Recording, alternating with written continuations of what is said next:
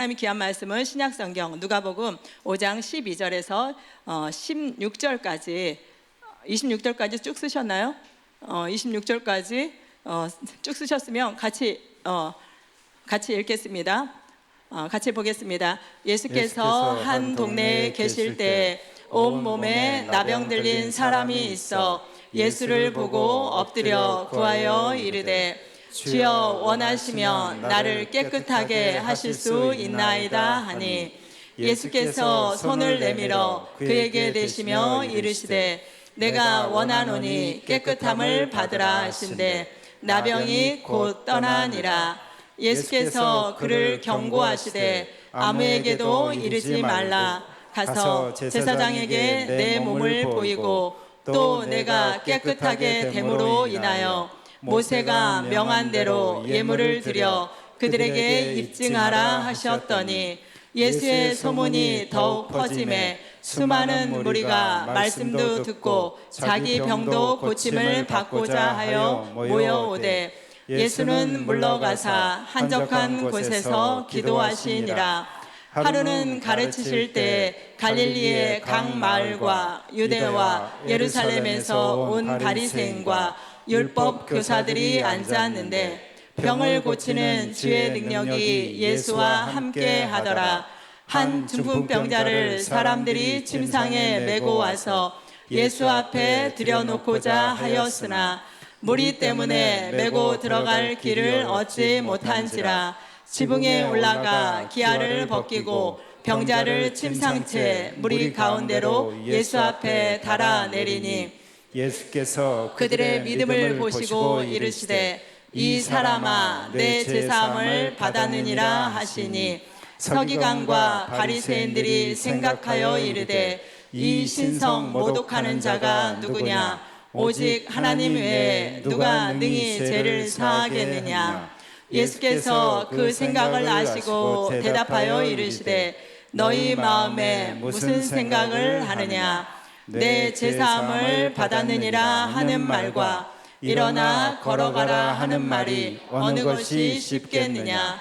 그러나 인자가 땅에서 죄를 사하는 권세가 있는 줄을 너희로 알게 하리라 하시고 중풍병자에게 말씀하시되 내가 내게 이르노니 일어나 내 침상을 가지고 집으로 가라 하시매 그 사람이 그들 앞에서 곧 일어나 그 누웠던 것을 가지고 하나님께 영광을 돌리며 자기 집으로 돌아가니 모든 사람이 놀라 하나님께 영광을 돌리며 심히 두려워하여 이르되 오늘 우리가 놀라운 일을 보았다 하니라. 아멘. 저는 본문 말씀을 가지고 마음에서 행동으로 라는 말씀의 제목으로 함께 은혜를 나누기를 원합니다. 제가 말씀을 읽으면서 우리 교회는 참 영적인 교회다. 제가 분명히 오늘 본문 말씀을 너무 길어서 12절에서 16절까지로 주고 본문은 26절까지라고 이제 이렇게 했는데 영어로 알고 26절까지 다. 그래서 제가 우리 사역자들의 수준이 이 정도구나. 그렇죠? 여러분 대단한 교회 다니십니다. 제가 본문 말씀으로 마음에서 행동으로 라는 말씀의 제목을 함께 나누겠습니다. 요 며칠 연신 최고 기록을 경신하고 있죠. 제가 보니까 40도까지 간다라고 합니다. 그러다 보니까 에어컨 사용량이 급증하면서 이에 따른 전기세 부담이 만만치 않습니다. 그로 인해서 여기저기 에어컨 전기세 줄이는 꿀팁들이 아주 인기입니다. 여러분 어떻게 하면 에어컨 전기세를 줄일 수 있을까요? 알아요? 어떻게 해야 돼요?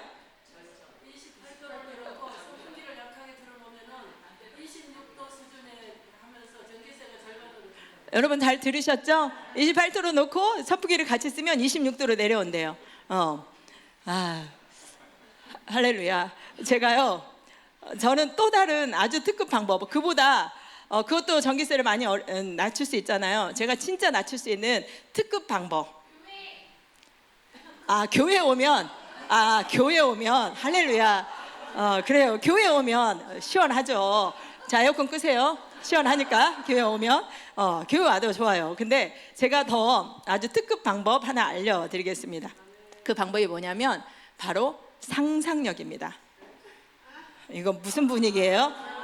이런 분위기. 그러니까 머릿속으로 시원한 상상을 하는 거예요. 예를 들어서 시원한 동굴에 들어간 경험들 있잖아요. 그걸 상상하든지 아니면 살이 에일 정도로 추웠던 겨울바다 있잖아요. 그거를 지금부터 상상하는 겁니다. 이는 제가 웃자고 하는 말이 아니에요. 이거는 뇌 과학자들의 말이에요. 여러분들이 익히 알고 있듯이요, 우리의 뇌는 어때요? 생각보다 멍청해요. 그래서 현실과 상상을 잘 구별하지 못합니다. 이런 뇌의 특성을 뒷받침하는 연구 결과들이 속속 발표되고 있죠. 그래서 그 중에 제가 이전에 한번 여러분들한테 말씀드렸는데 상상 운동법이 있습니다. 영국의 신경과학 분야의 연구팀에서 했던 연구예요. 7명의 지원자들에게 한 달간 하루 15분씩 일주일에 5번 이상 다리로 운동기구를 밀어내는 상상을 시켰습니다.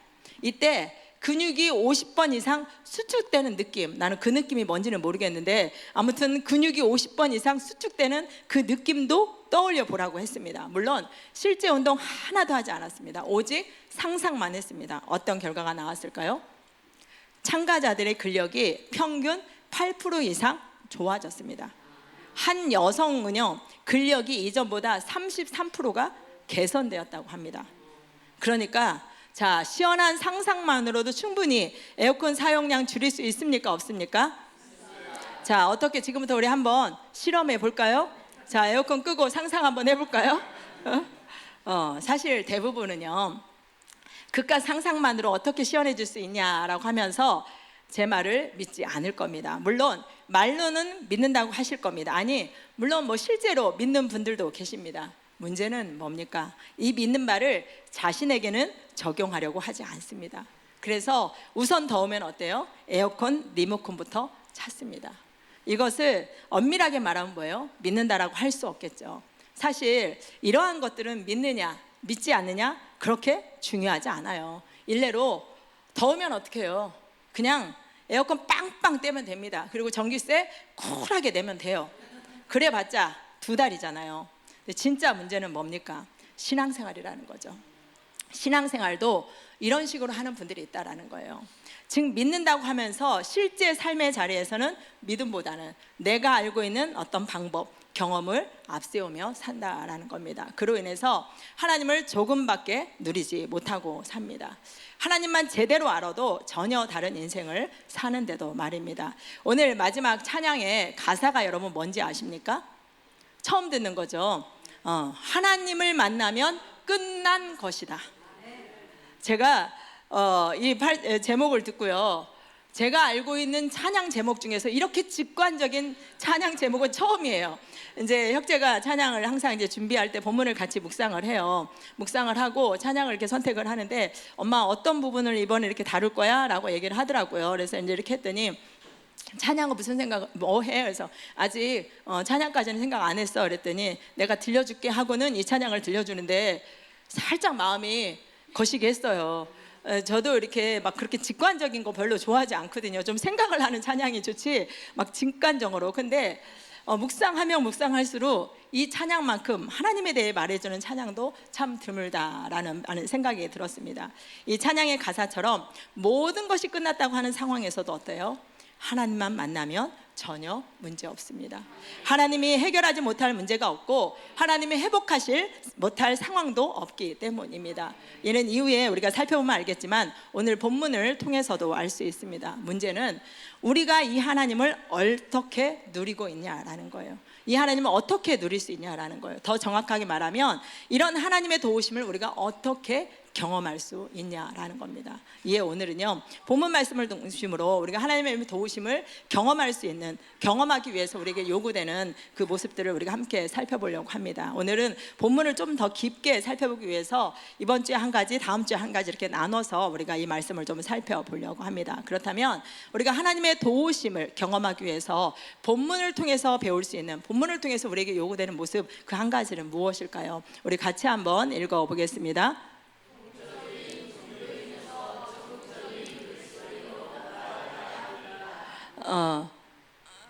그 앞에는 뭐가 있어요? 수동적인, 수동적인 종교인에서 적극적인 그리스도인으로 나아가야 합니다. 제가 말씀드릴게요. 다시요. 우리가 하나님의 도우심을 경험하기 위해서 본문 속에서 배울 수 있는 우리에게 요구되는 모습은요, 바로 수동적인 종교인의 모습에서 적극적인 그리스도인의 모습으로 나아가야 된다라는 거예요. 이 말이 무슨 말인지 오늘 본문에 등장하는 사람들을 좀 보면 알 수 있습니다. 사실 말씀 다 길어서 제가 26절까지 이렇게 안 했는데 다 읽었기 때문에 오늘 말씀이 두 사람에 대해서 나온 것을 잘 알 수 있을 거예요. 누구에 대해서 나오죠? 나병 환자와 중풍병자가 예수님께 치유받는 말씀입니다.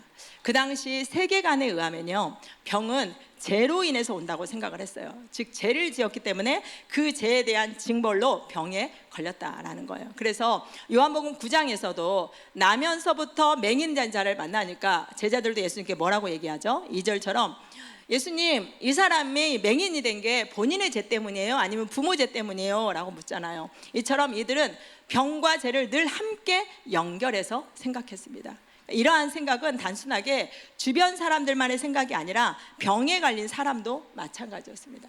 그러니까 병에 걸린 사람의 마음이 어떻겠어요? 어떻게 보면 몸보다 육체보다 마음이 다 무너져 있을 수 있습니다. 안타까운 것은요, 그 당시 이들이 가졌던 이러한 생각을 지금도 여전히 가지고 있는 분이 있다라는 거예요. 여러분에게 한번 물어보겠습니다. 여러분, 예수 잘 믿어도 몸이 아플 수 있어요, 없어요? 예수 잘 믿어도 사업이 힘들 수 있어요, 없어요? 자녀가 속색일 수 있어요, 없어요? 문제를 만날 수 있어요, 없어요? 있어요. 충분히 그럴 수 있습니다. 우리가 이전에 살펴봤던 세례 요한의 부모님만 우리가 생각해 봐도 어때요? 그렇게 신실하게 하나님을 섬겼는데도 불구하고 그 가정에 자녀가 없었어요. 잉태하지 못한다는 것은 지금도 어려운 문제지만 그 당시는 어때요? 하나님과 관계가 끊어졌다라고 여길 정도였습니다. 그러니까 그들이 느끼는 고통이 얼마나 컸겠습니까? 그런데 아무도 몰랐지만 그 안에 하나님의 놀라운 경륜이 숨겨져 있었습니다. 이에 예수님도 누구의 죄냐고 묻는 제자들에게 뭐라고 대답합니까? 우리 요한복음 9장 3절 말씀 한번 같이 읽어보겠습니다.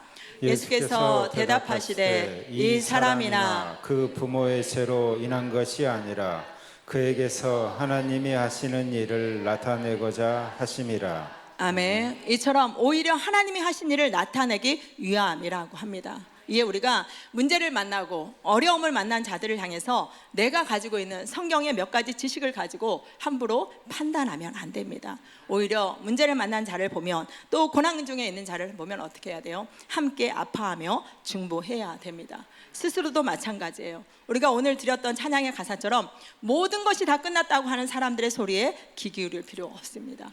우리가 지난주에 살펴봤던 현대판 베드로의 기적처럼 하나님이 한 방에 모든 상황을 역전시킬 수 있기 때문입니다. 이는 오늘 본문에 나오는 나병 환자와 중풍병자를 통해서도 알 수 있습니다. 그 당시 이 두 사람이 걸린 나병, 중풍병은 불치병으로 여겼습니다. 나병 같은 경우는 부정한 병으로 취급받았어요. 그래서 나병에 걸리면 그 어떤 자도 공동체에서 쫓겨나서 성 밖에서 혼자 살든지 아니면 그 병에 걸린 사람들이 함께 살아야 됐습니다. 그런 병에 걸린 두 사람이 오늘 예수님으로부터 깨끗하게 치유를 받습니다. 그렇다면 그들은 어떻게 그러한 병에서 치유를 받게 된 것일까요? 한 사람씩 살펴보면 우리가 그 이유를 알 수 있는데, 먼저 나병 환자부터 살펴보겠습니다. 그가 어떻게 치유를 받았는지 그 키가 되는 말씀이 12절에 나오거든요. 우리 12절 말씀을 다시 한번 같이 새 번역 성경으로 같이 읽어보겠습니다. 예수께서 어떤 동네에 계실 때 온몸에 나병 든 사람이 찾아왔다. 그는 예수를 보고서 땅에 대고 엎드려 간청하였다. 아멘. 주님, 하고자 하시면 나를 깨끗하게 해주실 수 있습니다. 아멘. 여러분, 나병 환자가 어떻게 치유를 받았는지 아시겠습니까? 바로 스스로 예수님께 찾아왔기 때문입니다. 이것이 얼마나 대단한 일인지는 나병 환자들이 그 당시 사람들에게 어떤 취급을 받았는지를 생각해 보면 압니다. 앞에서도 언급했듯이 나병에 걸리면 부정한 자로 취급을 받아서 공동체에서 분리돼서 성 밖에 나가서 사는 것을 넘어서 그들하고 접촉하는 자도 다 부정하게 여겼습니다. 그래서 나병 환자들은 늘 스스로를 향해서 부정하다, 부정하다라고 외쳐서 사람들이 실수로 자기와 접촉하는 것을 막아야 했습니다.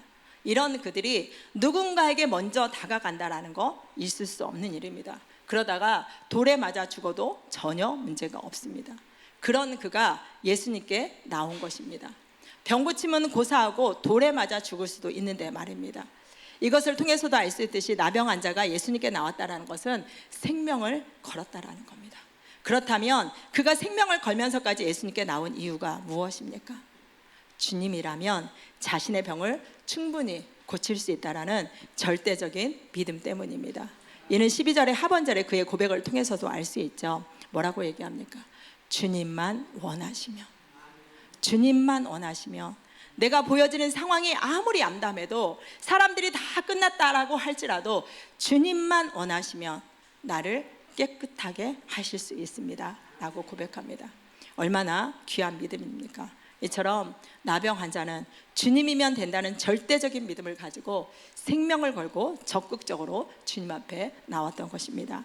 주님이 나병 환자의 믿음을 얼마나 귀하게 여기셨는지는 그를 치유하는 장면을 보면 압니다. 13절 말씀을 보면 예수님께서 그를 어떻게 치유하십니까? 손을 내밀어 그를 만져주십니다. 이처럼 그냥 말씀만 하셔도 충분한데 주님은 일부러 손을 내밀어 그를 만져주십니다. 앞에서도 살펴봤듯이 이 병에 걸린 자는 절대로 만지면 안 됩니다. 만지는 것은 고사하고 그 자리에도 함께 하면 안 됩니다. 그렇기 때문에 그동안 수많은 사람들이 이 나병 환자를 보면서 벌레 보듯 피했을 거예요. 그런데 예수님은 그러지 않습니다. 그가 찾아왔을 때 피하는 것을 고사하고 오히려 그의 몸에 손을 대며 만져주시기까지 합니다. 그러니 나병 환자 입장에서 이것이 얼마나 감동이 되었겠습니까? 어쩌면 예수님이 만져주심으로 인해서 그동안 사람들로부터 받았던 수많은 상처들이 한순간에 씻겨가는 그런 경험을 했을 수 있습니다. 그렇다면 예수님께서 왜 이렇게 치유하시는 것일까요? 바로 나병 환자가 자기에게 어떻게 나왔는지를 아셨기 때문입니다. 사실 나병 환자가 예수님께 나오기까지요, 많은 용기가 필요했을 겁니다. 생각해 보세요. 예수님을 만나기도 전에 사람들에게 돌팔매질을 당해서 죽을 수 있는 상황입니다. 거기다가 예수님이 자신을 받아들일 줄도 알 수 없습니다.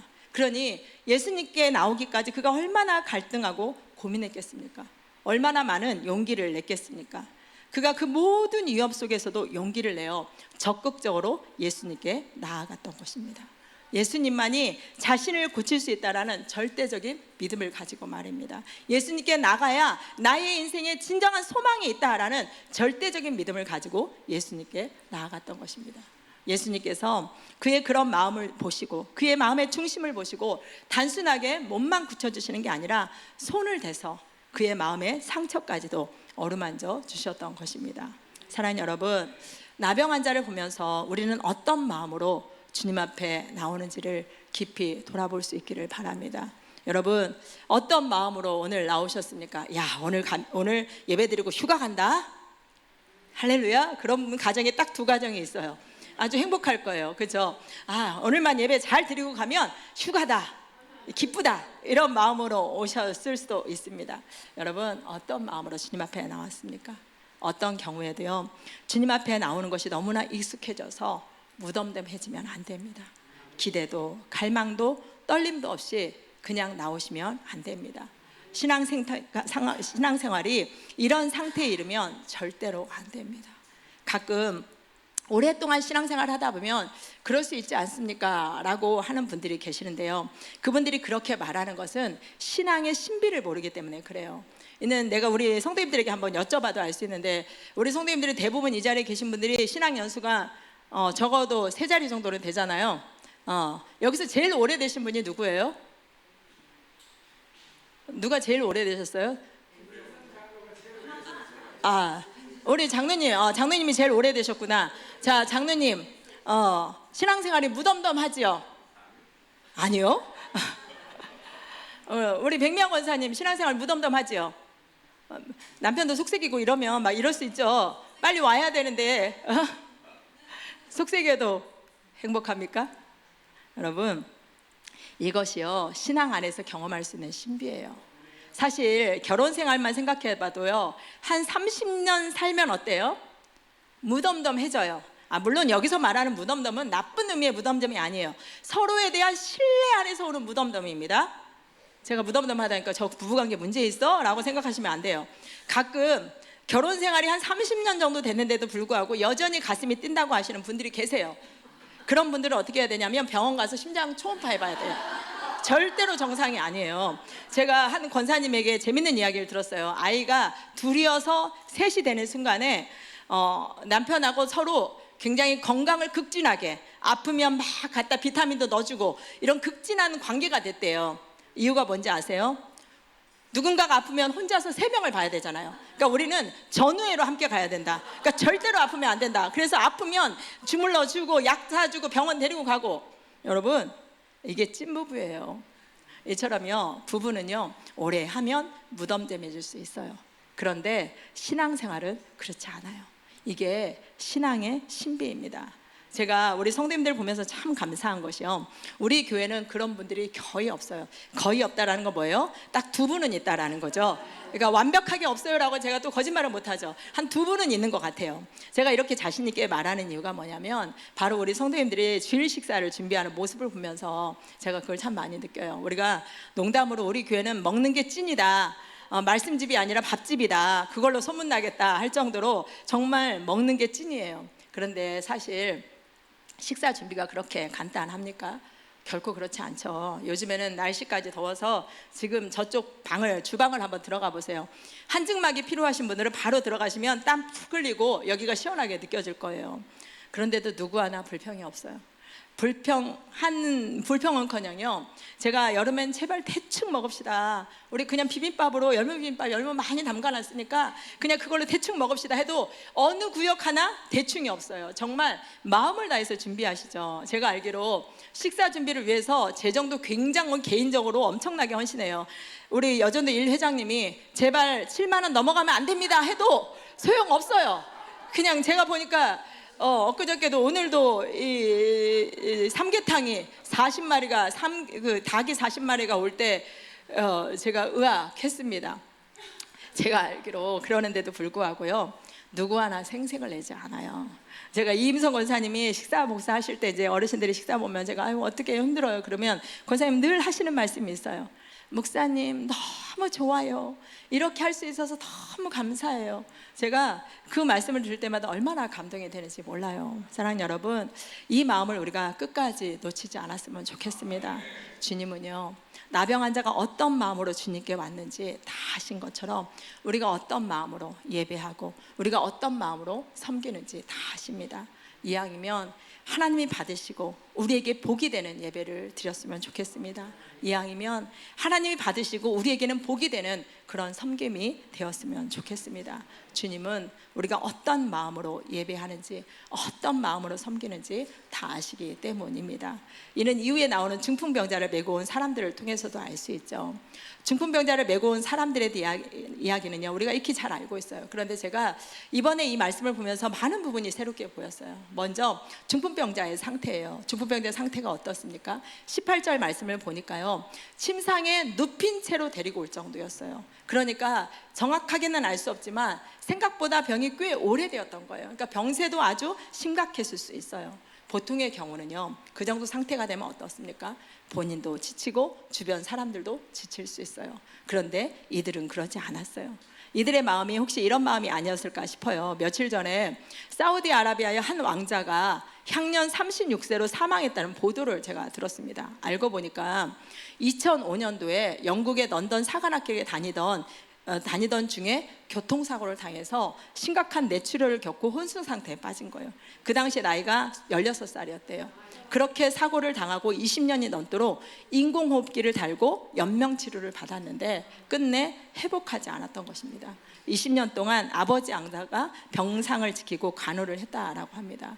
사우디아라비아의 왕자니까요, 얼마나 많은 돈이 있었겠습니까?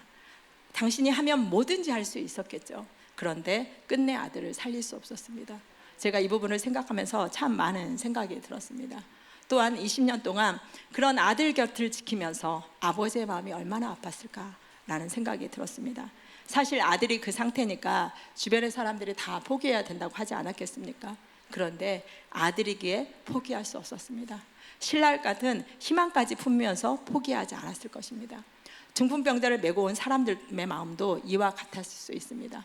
이는 이후에 이들의 모습을 봐도 알 수 있죠. 우리 19절 말씀을 세번역 성경으로 함께 같이 읽어보겠습니다. 그러나 무리 때문에 그를 안으로 들여놓을 길이 없어서 지붕으로 올라가서 기와를 벗겨 그 자리를 뚫고 그 병자를 침상에 누인 채 무리 한가운데로 예수 앞에 달아내렸다. 아멘. 이처럼 무리들이 많아서 안으로 한 자를 들여볼 수가 없었습니다. 이에 그들이 어떻게 합니까? 지붕으로 올라가서 시쳇말로 지붕을 뚫었습니다. 우리들이 익히 잘 알고 있듯이 1세기 가버나움의 주거 형태가 지붕이 대체로 나뭇가지를 엮어서 놓은 다음에 그 위에 뭐 점토나 아니면 거적을 덮어 놓았습니다. 그러니까 손쉽게 지붕을 뚫을 수 있었겠죠. 또 종종 지붕으로 올라가는 어떤 계단까지도 있는 가정들이 많이 있었습니다. 그렇다 하더라도요, 지붕 위에서 침상을 내리는 것은 보통 어려운 일이 아닙니다. 네 사람의 호흡이 맞지 않으면 자칫 환자를 떨어뜨릴 수도 있습니다. 그러니까 네 사람이 얼마나 긴장을 했겠습니까? 만약요, 사람들이 조금만 양보해 주었다면 그들이 그런 수고까지 하지 않아도 되었을 것입니다. 사실 중풍병자를 메고 온 사람들이요, 틀림없이 여기 위급한 사람이 있으니까 조금만 양보해 달라고 사람들에게 사정을 했을 것입니다. 아니, 침상채 메고 왔으니까 그들이 그런 부탁을 하기 전에 그 중풍병자의 상태가 어떤 상태였는지 다 보았을 것입니다. 그럼에도 불구하고 그 누구도 자리를 비켜주지 않습니다. 이런 모습은 마치 구급자가 사이렌을 요란하게 내며 달려도 도통 길을 비켜줄 생각을 하지 않는 모습과 너무나 같죠. 얼마나 이기적인 모습입니까? 거기 있던 사람들도 별반 다르지 않았다라는 거예요. 물론 그 자리에 있는 사람들도 각자 예수님을 만나야 되는 어떤 절박한 이유들이 있을 수도 있습니다. 그런데 그 모든 상황을 감안해서 생각해도 그곳에서 도통 이해가 안 되는 한 부류의 사람들이 있었습니다. 바로 집안에 있는 사람들입니다. 제가 이번에 이 말씀을 보면서 새롭게 보여진 부분이 바로 이 부분입니다. 집안에 누가 있었는지 우리 17절 말씀 한번 같이 읽어보겠습니다. 하루는 가르치실 때 갈릴리의 각 마을과 유대와 예루살렘에서 온 바리새인과 율법 교사들이 앉았는데 병을 고치는 주의 능력이 예수와 함께 하더라. 아멘. 이 말씀의 뉘앙스를 보면 바리새인과 율법교사들이 지금 어디에 있는 것처럼 보입니까? 바로 예수님 앞에 집안에 있습니다.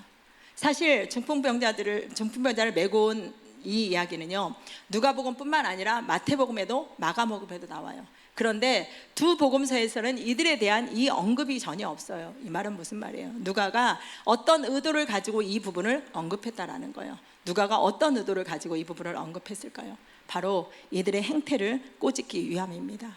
생각해 보세요. 이들이 양보해 줬다면 중풍병자를 맨 사람들이 지붕까지 올라가는 그런 수고를 하지 않아도 됩니다. 물론 그들은 못 봤다고 할 수 있죠. 맞아요. 집안에 앉아 있었기 때문에 사람들이 막 둘러 있어서 그들이 못 봤을 수도 있어요. 그런데 이후에 그들이 지붕에 올라갈 때도 그들이 못 봤을까요? 지붕을 뚫기 시작할 때도 그들이 못 봤을까요? 봤겠죠. 그런데 어떻게 해요? 봤는데도 불구하고 무시했던 거예요. 이 부분이 새롭게 보인 이유는요, 이 모습이 지금 이 시대에 우리 교회의 모습일 수 있다라는 생각 때문입니다. 사랑하는 여러분, 교회는 어떤 곳이어야 돼요? 뭐가 보여져야 돼요? 어떤 경우에도 영혼이 보여져야 됩니다. 그 중에서도 대단하고 뛰어난 사람이 아닌 아프고 힘들고 고달프고 힘든 영혼들이 보여져야 됩니다. 그것을 보지 못한다면 교회가 아무리 많은 일을 할지라도 그 교회는 교회됨을 상실한 교회입니다. 예수님의 의도와는 전혀 다른 방향으로 가는 교회일 수 있다라는 거예요. 여러분, 예수님이 어떤 분이세요? 한 영혼을 분이십니다.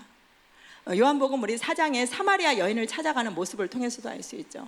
예수님께서 유대에 계시다가 갈릴리로 가시겠다고 하시면서 4장 4절에 뭐라고 말씀하세요?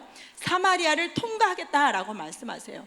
예수님께서 굳이 이렇게 말씀하신 이유가 뭡니까? 우리들이 익히 잘 알고 있듯이 그 당시 사람들은 종교적인 어떤 민족적인 갈등 때문에 사마리아 사람들을 상종하지 않았어요. 그 땅을 밟는 것조차 싫어했어요. 그런데 예수님께서 지금 그 땅에 들어가시겠다라고 제자들에게 밝히셨습니다. 그 이유가 무엇이에요? 바로 한 여인을 만나기 위함입니다. 남편이 5이나 바뀔 정도로 삶의 자리가 다 무너진 목마른 한 여인을 만나기 위함입니다. 이처럼 예수님은 한 영혼에 관심을 가지시는 분이었습니다. 이에 자신을 따르는 제자들에게도 무엇을 가르쳐요? 한 영혼의 중요성에 대해서 가르쳐요. 이는 1인 양의 비유를 통해서도 알 수 있죠. 우리 마태복음 18장 12절 말씀 한번 같이 읽어보겠습니다. 너희 생각에는 어떠하냐? 만일 어떤 사람이 양 100마리가 있는데 그 중에 하나가 길을 잃었으면 그 99마리를 산에 두고 가서 길 잃은 양을 찾지 않겠느냐. 아멘. 이처럼 99마리의 양을 산에 두고 가서 잃어버린 한 마리의 양을 찾듯이 한 영혼을 중요하게 여기라라고 말씀하십니다. 교회가 바로 이런 곳이어야 된다라는 거예요. 이에 교회가 한 영혼을 중요하게 여기는 마음을 잃어버린다면, 목사인 제가 한 영혼을 중요하게 여긴 마음을 잃어버린다라면, 성도인 여러분들이 그 마음을 잃어버린다면 그 교회와 목사와 성도는 이미 변질과 타락의 길을 겪고 있다라고 할 수 있습니다. 우리 또 하나의 교회다운 교회는 저를 비롯해서 모든 사역자들, 우리 성도님들은 어떤 경우에도 변질과 타락의 길을 걸어서는 안 될 줄 믿습니다. 한 영혼을 보는 마음과 눈을 잃어버려서는 안 될 줄 믿습니다. 안타깝게도 바리새인과 율법학자들에게는 이런 마음이 없었습니다. 그래서 어떻게든 한 자를 살리기 위해서 내 사람이 이리 뛰고 저리 뛰는 모습이 전혀 보이지 않았습니다. 지붕을 뚫는 모습을 보면서도 자신의 자리를 내어줄 생각조차 못합니다. 아니, 자리를 내어주는 것은 고사하고 심지어 어떻게 합니까? 자신들이 가지고 있는 종교적 지식으로 자신들은 꼼짝도 하지 않고 앉아서 예수님을 비판하고 정죄합니다. 이처럼 한 영혼을 보는 마음을 잃어버린 그들은 자신도 모르는 사이에 복음을 가리우는 걸림돌이 되는 자들이 되었습니다. 이 모습이 우리의 모습이 되어서는 안 될 줄 믿습니다. 어떤 경우에도 앉아서 비판만 하고 판단하는 바리새인과 율법학자가 되어서는 안 될 줄 믿습니다. 오히려 중풍병자를 메고 온 4명이 되어야 될 줄 믿습니다. 중풍병자를 데리고 온 4명의 사람들이 위대한 것이 무엇입니까? 사실 이들도 예수님께 나오기까지 얼마나 많은 생각들이 있었겠습니까? 몸이 전혀 움직이는 이 환자를 어떻게 데리고 갈 것인가부터 시작해서 마음 한편으로는 환자의 상태를 보면서 이 환자를 굳이 데리고 갈 의미가 있을까? 그런 내면의 갈등도 있을 수 있습니다. 겨우 마음을 추스리고 왔는데 이번에는 사람들이 많아서 갈 수가 없습니다. 사람들에게 소리를 쳐서 양보해달라고 간청해 보지만 아무도 들어주지 않습니다. 거기다가 종교 지도자라고 하는 자들은 집안에 떡하니 앉아서 논쟁을 하고 있습니다. 그런 상황을 보면 마음이 어떻습니까? 자신들이 하는 일이 회의가 됩니다. 그러면서 아유, 나는 할 만큼 해봤으니까 하고 포기할 수 있습니다. 그런데 이들은 어떻게 합니까? 포기하지 않습니다. 마지막으로 할 수 있는 방법까지 다 해봅니다. 지붕이 아무리 뚫기 어렵지 않다 하더라도 그런 결정을 한다는 것은 결코 쉽지 않습니다. 생각해 보세요. 먼저는 남의 집에 지붕을 뚫었으니까 그것을 원상복구 해주려면 재정적인 손해를 감수해야 됩니다. 만약 집주인이 억지를 부리면 꼼짝없이 당해야 됩니다. 거기에 모인 사람들로부터 유난을 떤다는 조롱을 받을지도 모릅니다. 종교 지도자들이라고 가만히 있겠습니까? 어떤 말씀을 들이대며 협박할지 모릅니다. 무엇보다 예수님이 어떻게 나올지 모릅니다. 말씀을 가르치고 있었기 때문에 혹시라도 방해가 되었다라고 책망을 들을지도 모릅니다. 이에 보통의 사람이면 어떻습니까? 이런 상황이면 아유, 됐어, 포기하자라고 합니다. 그런데 이 4명의 사람들은 이 모든 위험 요소를 다 감수하면서 그런 결정을 한 겁니다. 이들의 이런 행동은 목숨을 걸고 주님께 나온 나병 환자와 별반 다르지 않습니다. 이에 예수님께서 어떻게 반응하십니까? 우리 20절 말씀 한번 같이 읽어보겠습니다. 예수께서 그들의 믿음을 보시고 이르시되 이 사람아, 내 제사함을 받았느니라 하시니. 아멘. 지금 누구의 믿음을 보셨다라고 말씀하십니까? 중풍병자를 침상에 메고 나온 4사람의 믿음을 보셨다라고 말씀합니다. 우리는 여기서 주님이 인정하시는 믿음이 무엇인지를 깊이 바라볼 필요가 있습니다. 주님이 인정하시는 믿음이 뭡니까? 주님은 결코 마음으로 동의한 것만을 믿음이라고 말씀하지 않았습니다. 마음으로 동의한 그것이 어떤 모양이든 밖으로 드러나는 것을 믿음으로 여겨주셨다라는 겁니다. 마음을 가지고 실제 믿음의 자리까지 나오는 것을 믿음으로 여겨주셨다라는 거예요. 생각해 보세요. 사실 병이 사람들 안에 병든 사람들 안에 치유받고자 하는 소원함이 없는 사람이 어디 있겠습니까? 그런데 그 마음을 가지고 실제 예수님께 나오는 자는 그렇게 많지 않습니다. 명의를 찾아가고 사람들이 좋다는 방법을 하지 예수님께 나오지 않습니다. 이는 우리들만 생각해봐도 알죠. 우리 중에 기도가 중요하다라는 것을 모르는 사람이 어디 있겠습니까? 그런데 그렇게 중요하다라고 여긴 만큼 기도합니까? 못합니다. 이처럼 마음의 동의와 실제 행동은 전혀 다른 문제라는 겁니다. 이에 예수님께서 믿음으로 인정해 주시는 게 뭐예요? 마음으로 동의한 것을 가지고 실제 삶의 자리에서 적극적으로 예수님께 반응하는 겁니다. 나병 환자와 중풍병자를 메고 온 4명의 사람들처럼 용기를 내서 적극적으로 예수님 앞에 나오는 겁니다. 기도가 중요하다고 믿으면 시간을 정해서 실제 기도하는 겁니다. 하나님이 내 인생의 주인이라고 고백만 하지 말고 실제 삶의 모든 영역에서 하나님이 주인 되게 하는 겁니다. 재정이 생기면 제일 먼저 주님을 먼저 생각하죠. 이번에 참 감사한 게 제가 새벽 예배도 이제 말씀을 드렸는데 민생 쿠폰이 나왔잖아요. 그러니까 한 분이 기도하다가 목사님 마음이 왔는데 우리 이거 받은 셈 치고 선교하면 어때요? 그래서 제가 이제 이 부분들을 우리 재정장로님에게 말씀을 드리고 우리 재정장로님이 그러면 목사님 제가 장로님 방에 올릴까요? 막 이제 한번 여쭤볼까요? 할 때 한번 올려보세요 했는데 제가 안 올렸어요. 그리고 그날 수요일날 우리 이제 일 권사님들 성경 공부 있으니까 제가 일 권사님들에게 여쭤볼게요 하고 여쭤봤어요. 어떻게 반응했다 그랬죠? 새벽 예배 드린 사람만 알아요. 준일아 어떻게 반응했을까? 아멘. 그럼 준일이도 아멘? 아멘 아멘 2번이나 했는데 나 안 하려고 그랬는데 해야 되나요? 사실요 걱정하지 마세요. 제가 한다는 게 아니에요. 그걸 듣고 저희 아들이 엄마 큰일 났어. 나 300원 썼는데 거기서 진작 얘기했어야 되는데 그래서 내가 그냥 제가 그랬거든요. 이걸 한다라는 게 아니에요. 걱정하지 마세요. 제가 중요한 것이요 그런 생각을 했다라는 거, 그리고 실제 그러려고 마음을 움직였다라는 거예요. 보통은요 재정이 생기면 어때요? 꽁돈 생겼네 라고 생각하면서 이 돈을 가지고 무엇을 할 것인가, 무엇을 사 먹을 것인가, 지금부터 치킨 10마리다 막 이렇게 생각할 수 있잖아요. 그런데 주님이 주인이라고 생각하는 사람은 어때요? 다르다라는 거예요. 하나님 왜 주셨어요? 이걸 무엇을 할까요? 먼저 생각한다라는 거예요. 시간도 마찬가지죠. 내가 쓰고 싶은 시간 다 쓰고 남은 시간 주님 조금 섬기는 거, 이거는 주님이 주인 되심이 아닙니다. 사랑하는 여러분, 나병과 중풍병은요 그 당시 불치병이었어요. 불치병을 넘어서 나병 같은 경우는요 부정한 병이었어요. 그래서 그런데 그 병에서 어떻게 고침을 받아요? 그들이 어떻게 예수님의 도우심을 입습니까? 바로 마음의 동의에서 머물지 않고 용기를 내서 적극적으로 주님 앞에 나왔기 때문에 그래요. 늘 자신이 알고 있는 지식으로 앉아서 다른 사람을 판단하고 비판하는 종교인이 아니라 그리스도인의 삶으로 나왔기 때문에 그래요. 꼼짝하지 않는 수동적인 믿음에서 적극적인 믿음으로 나아갔기 때문에 그렇다라는 겁니다. 사랑하는 여러분, 저는 저와 여러분이 그런 믿음의 사람이 되기를 바랍니다. 늘 하나님 내 마음 아시죠? 이렇게 말하면서 마음의 중심만 논하지 말고 나병 환자처럼 중풍병자를 메고 온 4명의 사람들처럼 더욱 적극적으로 하나님께 나아가는 자 되기 바랍니다. 그로 인해서 하나님의 많은 도우심을 경험하는 인생들이 되시기를 예수님의 이름으로 축복합니다. 이제 말씀 맺겠습니다. 제가 이번 말씀을요 한 주 동안 묵상하다가 새벽에 살펴보고 있는 그 요셉 지파의 모습이요 많이 오버랩 되었습니다.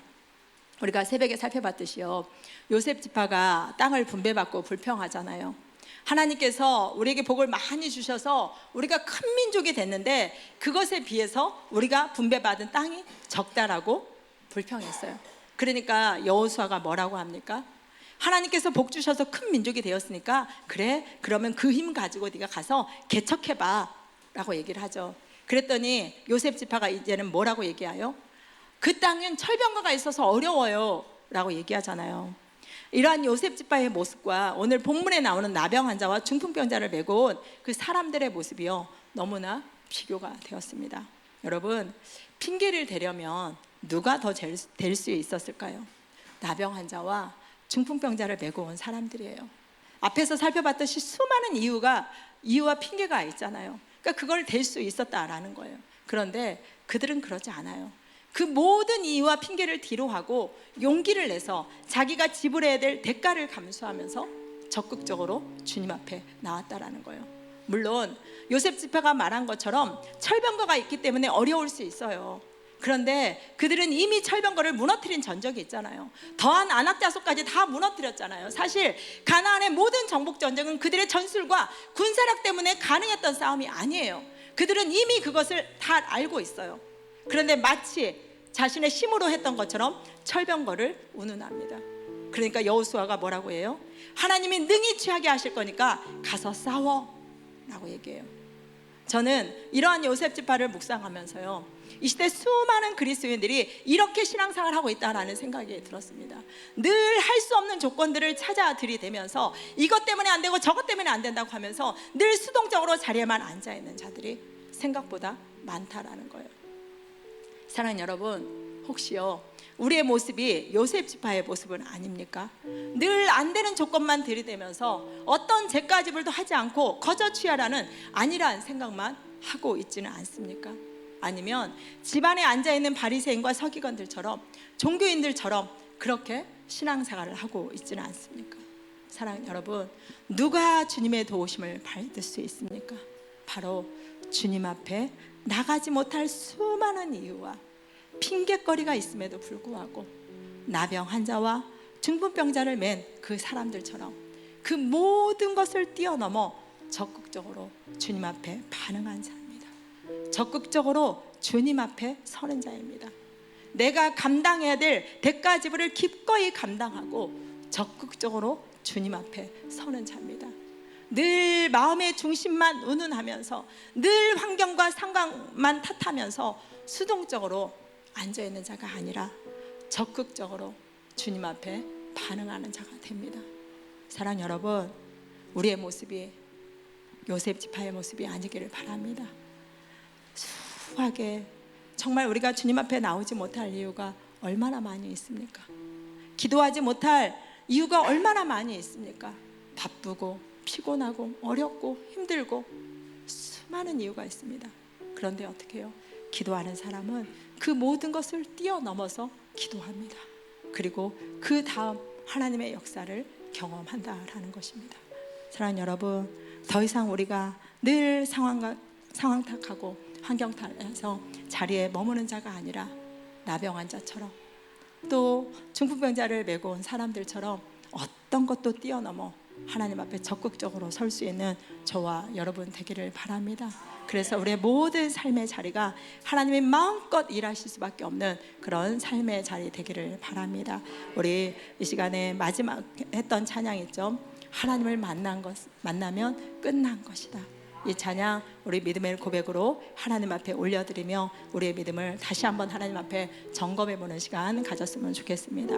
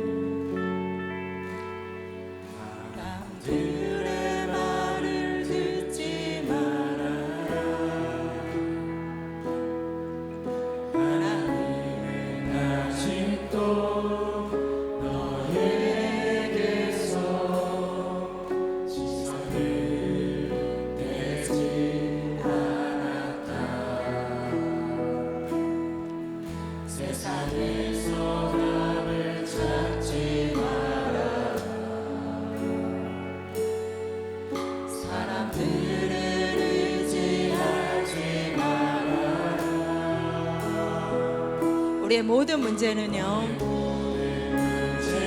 하나님만이 해결하실 수가 있습니다.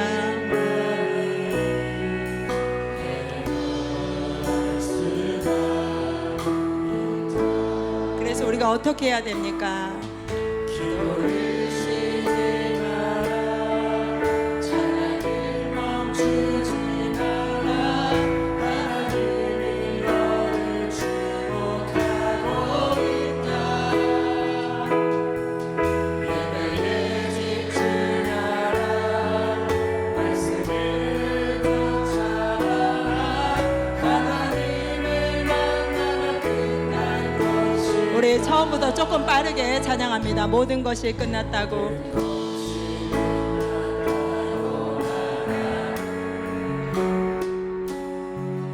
사람들의 말을 듣지 마라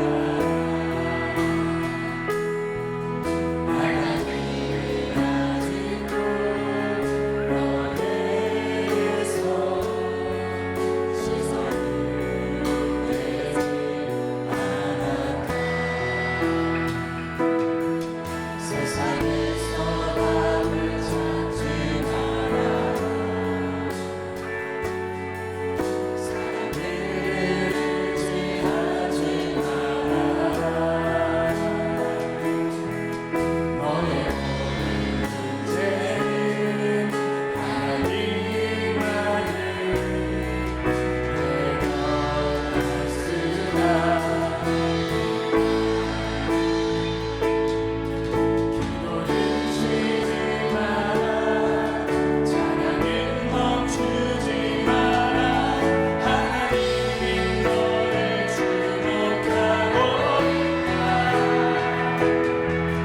예배에 집중하라 말씀을 붙잡아라 하나님을 만나면 끝난 것이라 가는 길 멈추지 마라.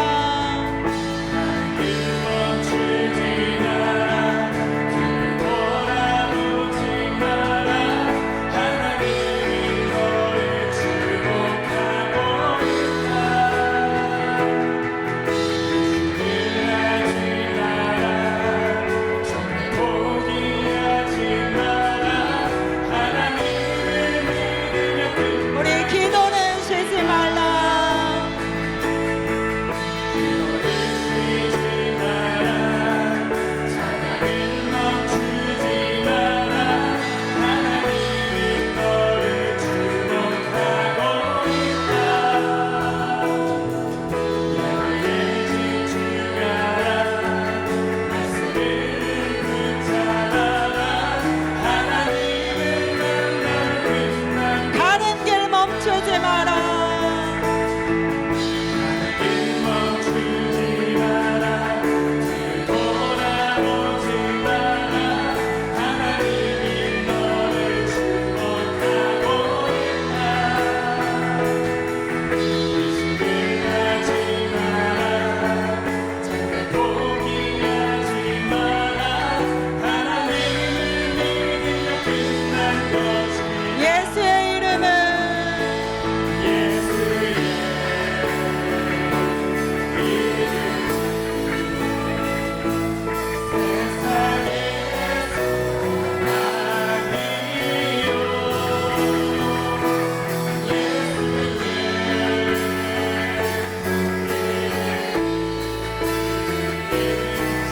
우리 다시 고백할까요? 예수의 이름은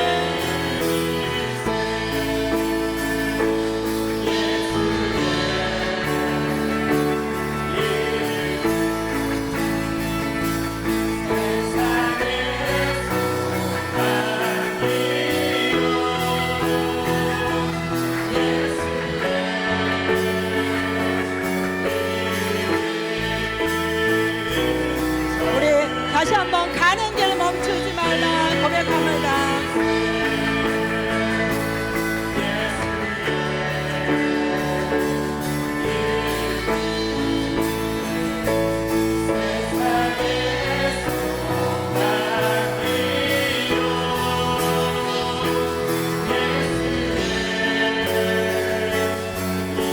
가는 길 멈추지 말라 우리 고백합니다. 가는 길 멈추지 말라. 길 멈추지 마라 돌아보지 마라 하나님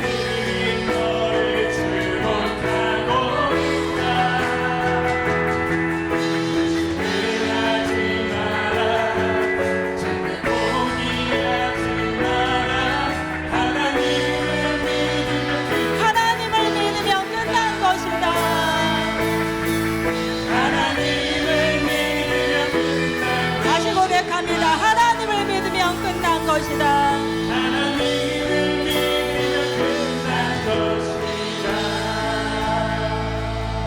여러분, 이 고백이 우리 안에 있습니까? 하나님만 만나면 끝난 것이다. 하나님을 믿으면 끝난 것이다. 이 고백이 있습니까? 그러면요, 마음에 동의해서 이제 발을 움직여야 돼요. 이제 행동해야 돼요. 늘 마음의 중심만 의논하지 말고요. 나병 환자가 중병자를 메고 온 네 사람이요, 누구보다도 마음이 있었겠죠. 그런데 마음이 나 고침받고 싶다, 나 고침받고 싶다, 거기에 머물렀으면 치유 못 받아요. 그런데 그것을 뚫고 그 마음을 이기고 실제 나오니까 치유를 받은 거예요. 이제 우리 충분하게 우리 성도님들의 마음 다 너무 좋습니다. 이제 움직이셔야 돼요. 뛰셔야 돼요. 하나님 말씀하시는 거 가지고 행동하셔야 됩니다. 요셉 지파처럼 늘 상황 환경이 아니라 하나님 내가 해보겠습니다. 하나님 내가 달려보겠습니다. 내가 움직여 보겠습니다. 하나님 내가 순종해 보겠습니다. 그렇게 우리가 반응할 수 있었으면 좋겠습니다. 그럴 때 우리 안에 하나님을 믿으면 끝난 것이다 라는 그 고백이 우리의 간증이 될 줄 믿습니다.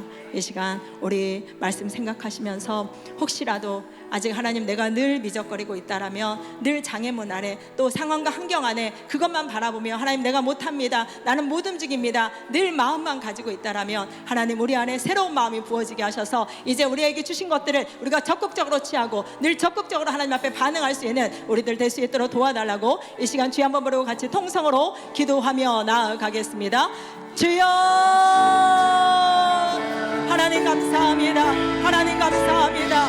우리가 나병 환자를 통하여 하나님 죽은 병자를 메고 4명의 사람들을 통하여 우리 안에 믿음의 도전이 있기를 원합니다. 늘 마음에 머물러 있지 않기를 원합니다. 늘 마음의 중심만 우리가 운운하지 않게 하여 주시고 하나님이 달리라는 곳에, 발을 뛰라는 곳에 우리가 발을 뛸 수 있도록 하나님 인도하여 주시옵소서.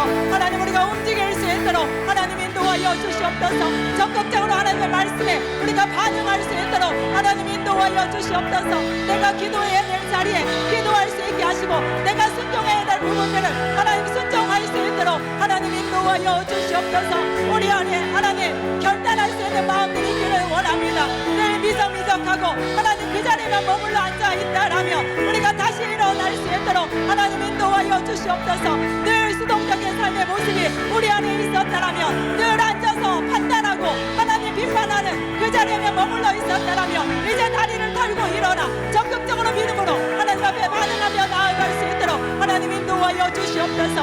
하나님 어려움이 있다 할지라도, 여러 장애물이 있다 할지라도 우리가 믿음의 전진을 나아갈 수 있도록 하나님 인도하여 주시옵소서. 우리 안에 하나님 결단이 있길 원합니다. 우리가 마음 주는 영혼에게 우리가 직접 갈 수 있는 마음이 있게 하여 주시옵소서. 늘 마음의 부담감으로만 있지 않게 하시고 늘 마음의 중심만을 바라보지 않게 하시고 실제 하나님 마음 주실 때 우리가 그것에 대해서 움직일 수 있는 우리들 될 수 있도록 하나님 인도하여 주시옵소서. 이제 마음에서 행동으로 움직일 수 있기를 원합니다.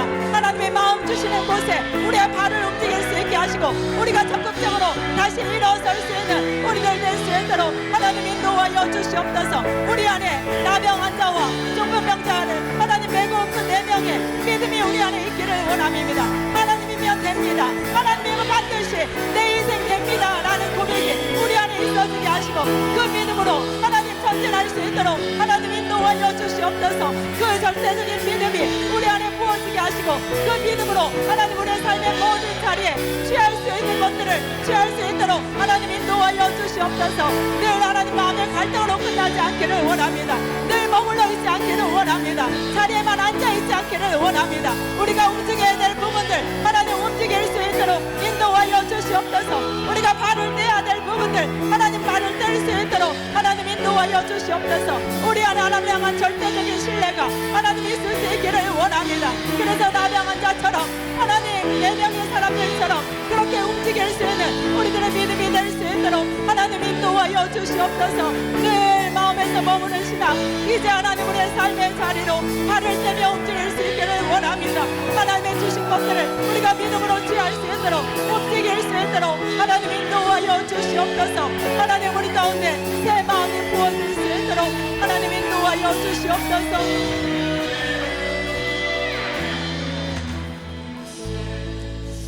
하나님 이 시간 우리 나병 환자를 통하여서 또 중풍병자를 메고 온 사람들을 통하여 믿음의 도전을 받습니다.